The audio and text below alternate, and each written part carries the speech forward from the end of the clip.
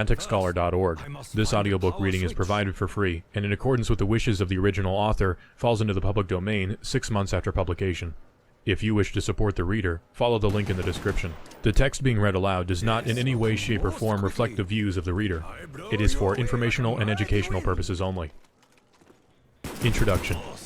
The Industrial Revolution and its consequences have been a disaster for the human race. They have greatly increased the life expectancy of those of us who live in advanced countries, but they have destabilized society, have made life unfulfilling, have subjected human beings to indignities, have led to widespread psychological suffering, in the third world to physical suffering as well, and have inflicted severe damage on the natural world. The continued development of technology will worsen the situation. It will certainly subject human beings to greater indignities and inflict greater damage on the natural world. It will probably lead to greater social disruption and psychological suffering, and it may lead to increased physical suffering even in advanced countries. The industrial technological system may survive or it may break down. If it survives, it may eventually achieve a low level of physical and psychological suffering, but only after passing through a long and very painful period of adjustment, and only at the cost of permanently reducing human beings and many other living organisms to engineered products and mere cogs in the social machine. Furthermore, if the system survives, the consequences will be inevitable. There's no way of reforming or modifying the system so as to prevent it from depriving people of dignity and autonomy. If the system breaks down, the consequences will still be very painful, but the bigger the system grows, the more disastrous the results of its breakdown will be. So if it is to break down, it had best break down sooner rather than later. We therefore advocate a revolution against the industrial system. This revolution may or may not make use of violence. It may be sudden, or it may be a relatively gradual process spanning a few decades. We can't predict any of that, but we do outline, in a very general way, the measures that those who hate the industrial system should take in order to prepare the way for a revolution against that form of society. This is not to be a political revolution. Its object will be to overthrow not governments, but the economic and technological basis of the present society. In this article, we give attention to only some of the negative developments that have grown out of the industrial technological system. Other such developments we mention only briefly or ignore altogether. This does not mean that we regard these other developments as unimportant. For practical reasons, we have to confine our discussion to areas that have received insufficient public attention or in which we have something new to say. For example, since there are well-developed environmental and wilderness movements, we have written very little about environmental degradation or the destruction of wild nature, even though we consider these to be highly important. The Psychology of Modern Leftism.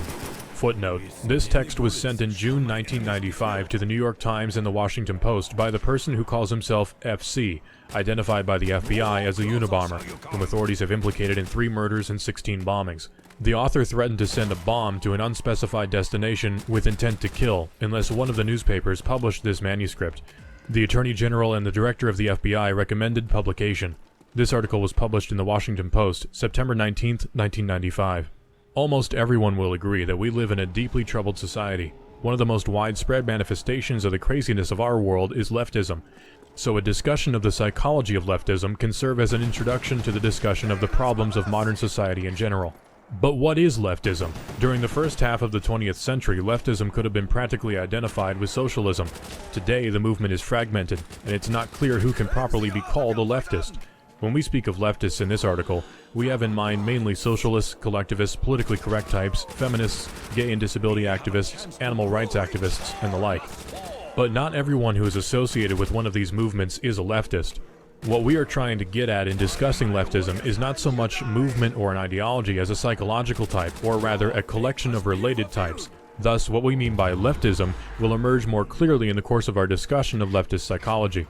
Even so, our conception of leftism will remain a good deal less clear than we would wish, but there doesn't seem to be any remedy for this. All we are trying to do here is indicate in a rough and approximate way the 2 psychological tendencies that we believe are the main driving force of modern leftism. We by no means claim to be telling the whole truth about leftist psychology. Also, our discussion is meant to apply to modern leftism only. We leave open the discussion of the extent to which our discussion could be applied to the leftists of the 19th and 20th centuries. The 2 psychological tendencies that underlie modern leftism we call feelings of inferiority and over-socialization. Feelings of inferiority are characteristic of modern leftism as a whole, while over-socialization is characteristic only of a certain segment of modern leftism, but this segment is highly influential. Feelings of inferiority. By feelings of inferiority, we mean not only inferiority feelings in the strict sense, but a whole spectrum of related traits. low self-esteem, feelings of powerlessness, depressive tendencies, defeatism, guilt, self-hatred, etc. We argue that modern leftists tend to have some such feelings, possibly more or less repressed, and that these feelings are decisive in determining the direction of modern leftism. When someone interprets as derogatory almost anything that is said about him, or about groups with whom he identifies, we conclude that he has inferiority feelings or low self-esteem. This tendency is pronounced among minority rights activists, whether or not they belong to the minority groups whose rights they defend. They are hypersensitive about the words used to designate minorities and about anything that is said concerning minorities. The terms Negro, Oriental, Handicapped, or Chick for an African, an Asian, a disabled person, or a woman originally had no derogatory connotation. Broad and Chick were the feminine equivalents of guy, dude, or fellow. The negative connotations have been attached to these terms by the activists themselves. Some animal rights activists have gone so far as to reject the word pet and insist on its replacement by animal companion. Leftish anthropologists go to great lengths to avoid saying anything about primitive peoples that could conceivably be interpreted as negative. They want to replace the word primitive by non-literate. They may seem almost paranoid about anything that might suggest that any primitive culture is inferior to ours. We do not mean to imply that primitive cultures are inferior to ours. We merely point out the hypersensitivity of leftish anthropologists. Those who are most sensitive about politically incorrect terminology are not the average black ghetto dweller, Asian immigrant, abused woman, or disabled person, but a minority of activists, many of whom do not even belong to any oppressed group but come from privileged strata of society. Political correctness has its stronghold among university professors, who have secure employment with comfortable salaries, and the majority of whom are heterosexual white males from upper to middle class families. Many leftists have an intense identification with the problems of groups that have an image of being weak, women, defeated, American Indians, repellent, homosexuals, or otherwise inferior. The leftists themselves feel that these groups are inferior. They would never admit to themselves that they have such feelings, but it is precisely because they do see these groups as inferior that they identify with their problems. We do not mean to suggest that women, Indians, etc. are inferior. We're only making a point about leftist psychology. Feminists are desperately anxious to prove that women are as strong and as capable as men. Clearly they are nagged by a fear that women may not be as strong and as capable as men. Leftists tend to hate anything that has an image of being strong, good, and successful. They hate America, they hate Western civilization, they hate white males, they hate rationality. The reasons that leftists give for hating the West, etc., clearly do not correspond with their real motives. They say they hate the West because it is warlike, imperialistic, sexist, ethnocentric, and so forth. But where these same faults appear in socialist countries or in primitive cultures, the leftists find excuses for them, or at best he grudgingly admits that they exist, whereas he enthusiastically points out, and often greatly exaggerates, these faults where they appear in Western civilization. Thus it is clear that these faults are not the leftist's real motive for hating America and the West. He hates America and the West because they are strong and successful. Words like self-confidence, self-reliance, initiative, enterprise, optimism, etc. play little role in the liberal and leftist vocabulary. The leftist is anti-individualistic, pro-collectivist. He wants society to solve everyone's problems for them, satisfy everyone's needs for them, take care of them. He's not the sort of person who has an inner sense of confidence in his ability to solve his own problems and satisfy his own needs. The leftist is antagonistic to the concept of competition because, deep inside, he feels like a loser. Art forms that appeal to modern leftish intellectuals tend to focus on sordidness, defeat, and despair, or else they take an orgiastic tone, throwing off rational control as if there were no hope of accomplishing anything through rational calculation, and all that was left was to immerse oneself in the sensations of the moment. Modern leftish philosophers tend to dismiss reason, science, objective reality, and to insist that everything is culturally relative.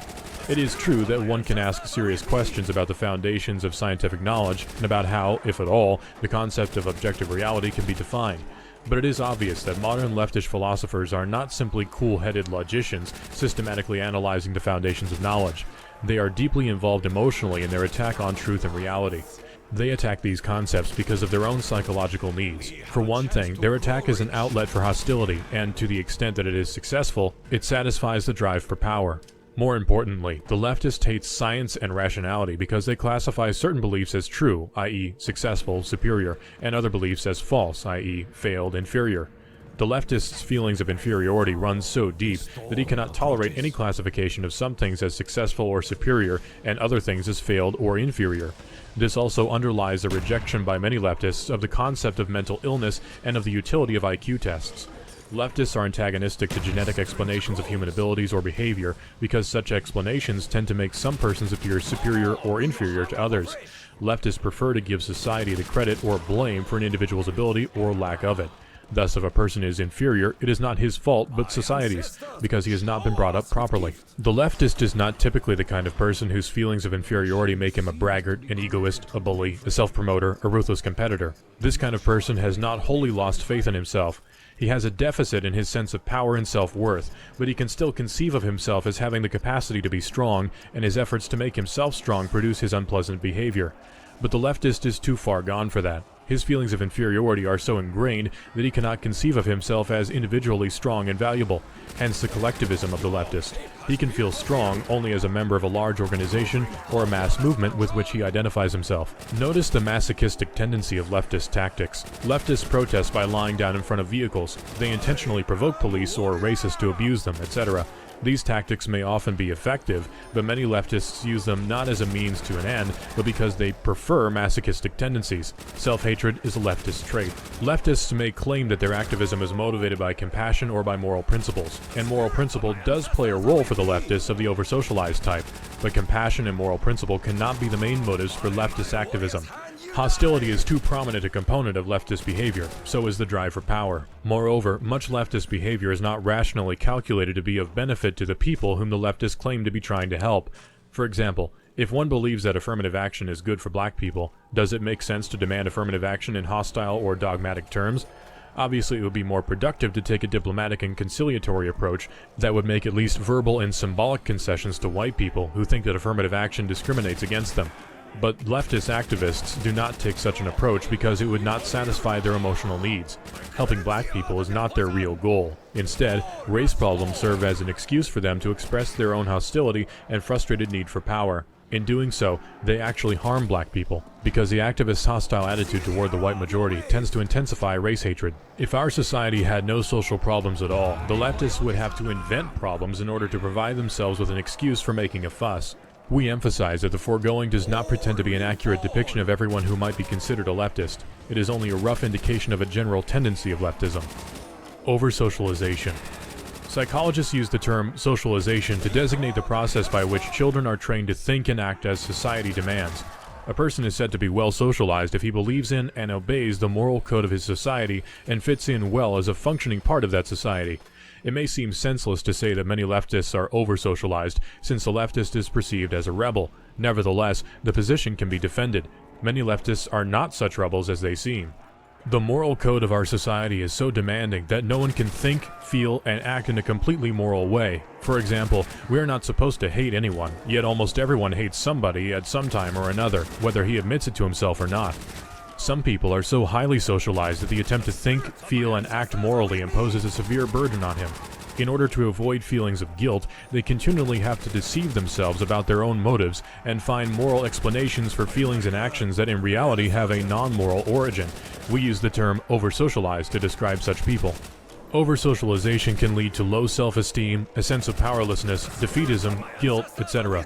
One of the most important means by which our society socializes children is by making them feel ashamed of behavior or speech that is contrary to society's expectations. If this is overdone, or if a particular child is especially susceptible to such feelings, he ends by feeling ashamed of himself. Moreover, the thought and the behavior of the over-socialized person are more restricted by society's expectations than are those of the lightly socialized person.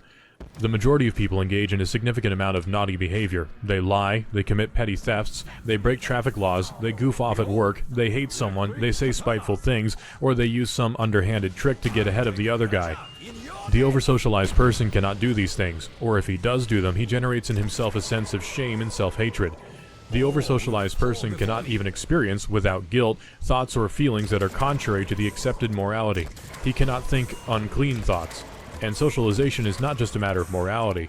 We are socialized to conform to many norms of behavior that do not fall under the heading of morality. Thus, the over-socialized person is kept on a psychological leash and spends his life running on rails that society has laid down for him. In many oversocialized people, this results in a sense of constraint and powerlessness that can be a severe hardship. We suggest that oversocialization is among the more serious cruelties that human beings inflict on one another. We argue that a very important and influential segment of the modern left is oversocialized, and that their oversocialization is of great importance in determining the direction of modern leftism.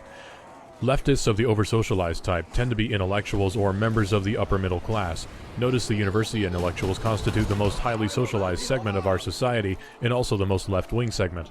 The leftist of the oversocialized type tries to get off his psychological leash and assert his autonomy by rebelling, but usually he is not strong enough to rebel against the most basic values of society. Generally speaking, the goals of today's leftists are not in conflict with the accepted morality. On the contrary, the left takes an accepted moral principle, adopts it as its own, and then accuses mainstream society of violating that principle. Examples: racial equality, equality of the sexes, helping poor people, peace as opposed to war, non-violence generally, freedom of expression, kindness to animals.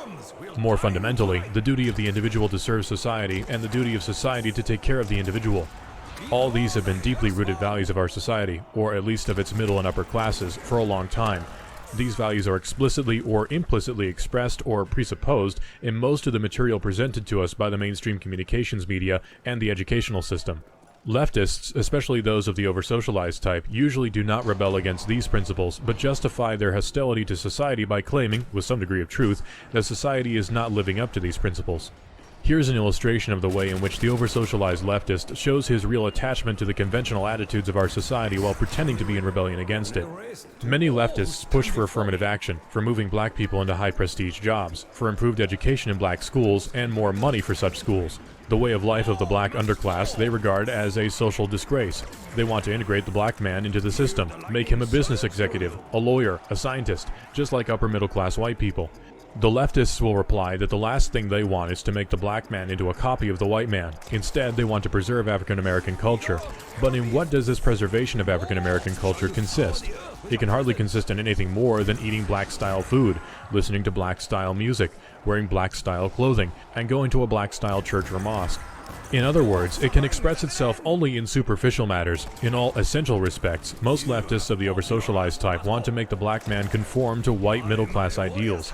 They want to make him study technical subjects, become an executive or a scientist, spend his life climbing the status ladder to prove that black people are as good as white. They want to make black fathers responsible. They want black gangs to become non-violent, etc. But these are exactly the values of the industrial technological system. The system couldn't care less what kind of music a man listens to, what kind of clothes he wears, or what religion he believes in, as long as he studies in school, holds a respectable job, climbs a status ladder, is a responsible parent, is non-violent, and so forth. In effect, however much he may deny it, the oversocialized leftist wants to integrate the black man into the system and make him adopt its values. We certainly do not claim that leftists, even of the oversocialized type, never rebel against the fundamental values of our society. Clearly, they sometimes do. Some oversocialized leftists have gone so far as to rebel against one of modern society's most important principles by engaging in physical violence. By their own account, violence is for them a form of liberation. In other words, by committing violence, they break through the psychological restraints that have been trained into them. Because they are over-socialized, these restraints have been more confining for them than for others, hence their need to break free of them. But they usually justify their rebellion in terms of mainstream values. If they engage in violence, they claim to be fighting against racism or the like. We realize that many objections could be raised to the foregoing thumbnail sketch of leftist psychology. The real situation is complex, and anything like a complete description of it would take several volumes even if the necessary data were available. We claim only to have indicated very roughly the two most important tendencies in the psychology of modern leftism. The problems of the leftist are indicative of the problems of our society as a whole. Low self-esteem, depressive tendencies, and defeatism are not restricted to the left. Though they are especially noticeable in the left, they are widespread in our society. And today's society tries to socialize us to a greater extent than any previous society. We are told by experts how to eat, how to exercise, how to make love, how to raise our kids, and so forth. The power process. Human beings have a need, probably based in biology, for something we will call the power process. This is closely related to the need for power, which is widely recognized, but is not quite the same thing. The power process has 4 elements. The 3 most clear-cut of these we call goal, effort, and attainment of goal. Everyone needs to have goals whose attainment requires effort, and needs to succeed in attaining at least some of his goals. The 4th element is more difficult to define and may not be necessary for everyone. We call it autonomy, and we'll discuss it later. Consider the hypothetical case of a man who can have anything he wants just by wishing for it. Such a man has power, but he will develop serious psychological problems. At first he will have a lot of fun, but by and by he will become acutely bored and demoralized. Eventually he may become clinically depressed. History shows that leisured aristocracies tend to become decadent. This is not true of fighting aristocracies that have to struggle to maintain their power, but leisured, secure aristocracies that have no need to exert themselves usually become bored, hedonistic, and demoralized, even though they have power. This shows that power is not enough. One must have goals toward which to exercise one's power. Everyone has goals, if nothing else, to obtain the physical necessities of life: food, water, and whatever clothing and shelter are made necessary by the climate. But the leisured aristocrat obtains these things without effort, hence his boredom and demoralization. Non-attainment of important goals results in death if the goals are physical necessities, and in frustration if non-attainment of the goals is compatible with survival. Consistent failure to attain goals throughout life results in defeatism, low self-esteem, or depression. Thus, in order to avoid serious psychological problems, a human being needs goals whose attainment requires effort, and he must have a reasonable rate of success in attaining his goals. Surrogate activities. But not every leisured aristocrat becomes bored and demoralized. For example, the emperor, Hirohito, instead of sinking into decadent hedonism, devoted himself to marine biology, a field in which he became distinguished. When people did not have to exert themselves to satisfy their physical needs, they often set up artificial goals for themselves. In many cases, they then pursue these goals with the same energy and emotional involvement that they otherwise would have put into the search for physical necessities. Thus, the aristocrats of the Roman Empire had their literary pretensions. Many European aristocrats a few centuries ago invested tremendous time and energy in hunting, though they certainly didn't need the meat. Other aristocracies have competed for status through elaborate displays of wealth, and a few aristocrats, like Hirohito, have turned to science.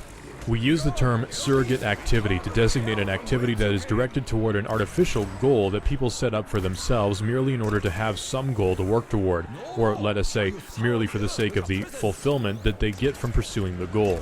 Here is a rule of thumb for the identification of surrogate activities. Given a person who devotes much time and energy into the pursuit of goal X, ask yourself this: if he had to devote most of his time and energy to satisfying his biological needs, and if that effort required him to use his physical and mental faculties in a varied and interesting way, would he feel seriously deprived because he did not attain goal X? If the answer is no, then the person's pursuit of goal X is a surrogate activity. Hirohito's studies in marine biology clearly constituted a surrogate activity, since it is pretty certain that if Hirohito had to spend his time working at interesting non-scientific tasks in order to obtain the necessities of life, he would not have felt deprived because he didn't know all about the anatomy and life cycles of marine animals. On the other hand, the pursuit of sex and love, for example, is not a surrogate activity, because most people, even if their existence were otherwise satisfactory, would feel deprived if they passed their lives without ever having a relationship with a member of the opposite sex. But pursuit of an excessive amount of sex, more than one really needs, can be a surrogate activity. In modern industrial society, only minimal effort is necessary to satisfy one's physical needs. It is enough to go through a training program to acquire some petty technical skill, then come to work on time and exert the very modest effort needed to hold a job.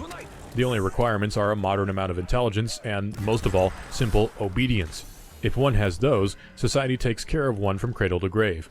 Yes, there is an underclass that cannot take the physical necessities for granted, but we are speaking here of mainstream society. Thus, it is not surprising that modern society is full of surrogate activities. These include scientific work, athletic achievement, humanitarian work, artistic and literary creation, climbing the corporate ladder, acquisition of money and material goods far beyond the point at which they cease to give any additional physical satisfaction, and social activism when it addresses issues that are not important for the activist personally, as in the case of white activists who work for the rights of non-white minorities. These are not always pure surrogate activities, since for many people they may be motivated in part by needs other than the need to have some goal to pursue. Scientific work may be motivated in part by a drive for prestige, artistic creation by a need to express feelings, militant social activism by hostility. But for most people who pursue them, these activities are in large part surrogate activities. For example, the majority of scientists will probably agree that the fulfillment they get from their work is more important than the money and prestige they earn. For many, if not most people, surrogate activities are less satisfying than the pursuit of real goals, that is, goals that people would want to attain even if their need for the power process were already fulfilled. One indication of this is the fact that in many or most cases, people who are deeply involved in surrogate activities are never satisfied, never at rest. Thus, the moneymaker constantly strives for more and more wealth. The scientist no sooner solves one problem than he moves on to the next. The long-distance runner drives himself to run always farther and faster. Many people who pursue surrogate activities will say that they get far more fulfillment from these activities than they do from the mundane business of satisfying their biological needs. But that is because in our society, the effort needed to satisfy the biological needs has been reduced to triviality. More importantly, in our society, people did not satisfy their biological needs autonomously, but by functioning as parts of an immense social machine. In contrast, people generally have a great deal of autonomy in pursuing their surrogate activities. Autonomy. Autonomy as a part of the power process may not be necessary for every individual, but most people need a greater or lesser degree of autonomy in working toward their goals. Their efforts must be taken on their own initiative and must be under their own direction and control. Yet most people do not have to exert this initiative, direction, and control as single individuals. It is usually enough to act as a member of a small group. Thus, if half a dozen people discuss a goal among themselves and make a successful joint effort to attain that goal, their need for the power process will be served. But if they work under rigid orders handed down from above that leave no room for autonomous decision and initiative, then their need for the power process will not be served. The same is true when decisions are made on a collective basis if the group making the collective decision is so large that the role of each individual is insignificant. It is true that some individuals seem to have little need for autonomy. Either their drive for power is weak, or they satisfy it by identifying themselves with some powerful organization to which they belong. And then there are unthinking animal types who seem to be satisfied with a purely physical sense of power. The good combat soldier who gets his sense of power by developing fighting skills that he is quite content to use in blind obedience to his superiors. But for most people, it is through the power process having a goal, making an autonomous effort, and attaining the goal that self-esteem, self-confidence, and a sense of power are acquired.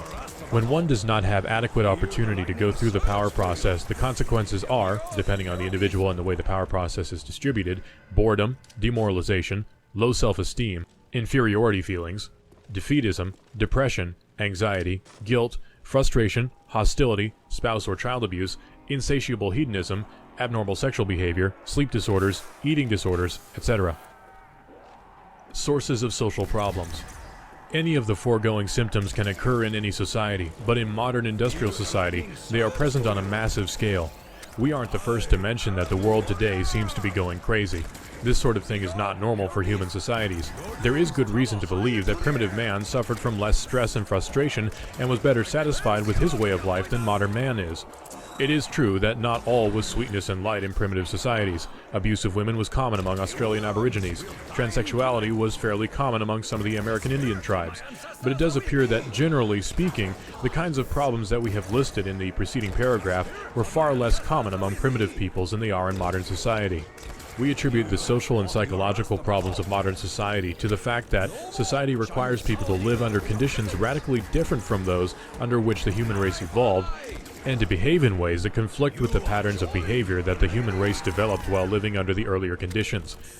It's clear from what we have already written that we consider lack of opportunity to properly experience the power process as the most important of the abnormal conditions to which modern society subjects people. But it is not the only one. Before dealing with disruption of the power process as a source of social problems, we will discuss some of the other sources. Among the abnormal conditions present in modern industrial society are excessive density of population, isolation of man from nature, excessive rapidity of social change, and the breakdown of natural small-scale communities such as the extended family, the village, or the tribe.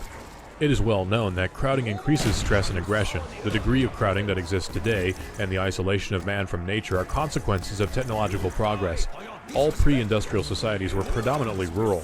The Industrial Revolution vastly increased the size of cities and the proportion of the population that lives in them. And modern agricultural technology has made it possible for the Earth to support a far denser population than it ever did before. Also, technology exacerbates the effects of crowding because it puts increased disruptive powers in people's hands. For example, a variety of noise-making devices, power mowers, radios, motorcycles, etc. If the use of these devices is unrestricted, people who want peace and quiet are frustrated by the noise. If their use is restricted, people who use the devices are frustrated by the regulations. But if these machines had never been invented, there would have been no conflict and no frustration generated by them. For primitive societies, the natural world, which usually changes only slowly, provided a stable framework and therefore a sense of security. In the modern world, it is human society that dominates nature rather than the other way around, and modern society changes very rapidly owing to technological change. Thus, there is no stable framework. The conservatives are fools. They whine about the decay of traditional values, yet they enthusiastically support technological progress and economic growth. Apparently, it never occurs to them that you can't make rapid, drastic changes in the technology and economy of a society without causing rapid changes in all other aspects of the society as well, and that such rapid changes inevitably break down traditional values. The breakdown of traditional values to some extent implies the breakdown of the bonds that hold together traditional small-scale social groups. The disintegration of small-scale social groups is also promoted by the fact that modern conditions often require or tempt individuals to move to new locations, separating themselves from their communities. Beyond that, a technological society has to weaken family ties in local communities if it is to function efficiently. In modern society, an individual's loyalty must be first to the system and only secondarily to a small-scale community. Because if the internal loyalties of small-scale communities were stronger than loyalty to the system, such communities would pursue their own advantage at the expense of the system. Suppose that a public official or corporation executive appoints his cousin, his friend, or his co-religionist to a position rather than appointing the person best qualified for the job. He is permitted personal loyalty to supersede his loyalty to the system, and that is nepotism or discrimination, both of which are terrible sins in modern society. Would-be industrial societies that have done a poor job of subordinating personal or local loyalties to loyalty to the system are usually very inefficient. Look at Latin America. Thus, an advanced industrial society can tolerate only those small-scale communities that are emasculated, tamed, and made into tools of the system.